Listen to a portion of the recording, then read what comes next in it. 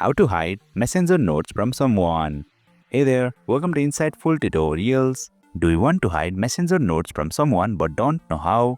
If yes, then you are watching the right video. Without further ado, let's get started. Open Messenger on your device. You will land on the chat section. First and foremost, you will need to create a note. For that, tap on the note bubble. Then start creating one. But make sure not to tap the share button.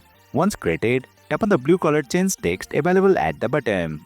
Then, you will be directed to the note settings page. On the Who Can See Your Note section, select the option Friends. Then, tap on the option Hide Note From.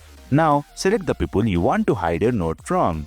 I currently have 2 friends, so the list is small for me. However, the list may be huge for you. Take your time and select the people you want to hide your note from.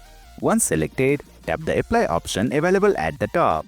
Then, tap on the Save option available at the top. Finally, tap the Share button.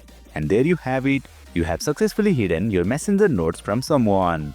Please keep in mind that you don't need to change the settings for every note every time. The setting you just made applies to all notes. That's it for today's video. If you found this video insightful, please don't forget to hit the like button and make sure to subscribe to our channel for more insightful tutorials.